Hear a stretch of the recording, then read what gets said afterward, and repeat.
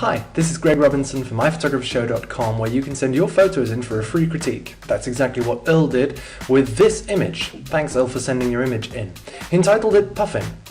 I'm going to critique this image as best I can. Earl, thanks again for sending it in. We're going to have a look at your settings, see a bit of composition and the general interest in your image. Let's get right into it.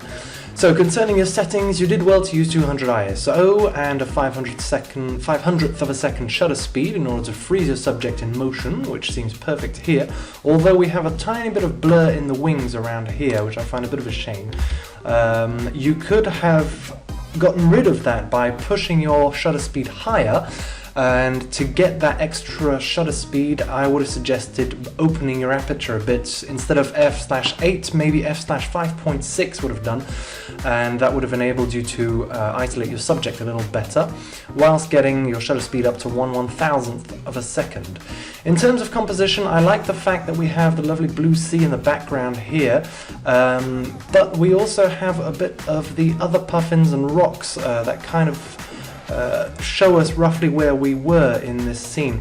Now, would it have been more interesting for you to be at a higher viewpoint, enabling us to have more of those details in the background? I don't know. You would have had to try that, because you would have been, as you would have been higher, you would have tilted your camera lower, and therefore your horizon back here would have been much higher, and we could have seen other puffins, suggesting that this one isn't the only one. On the other hand, we do have this indication in the other pictures. I like your dynamic diagonal line here, which kind of offers a subconscious progressional line, and makes the image that much more interesting. I would have proposed maybe enhancing the contrasts and color around the head, and probably waited for the bird to turn his head slightly to the side in order to see those beautiful colors in his beak.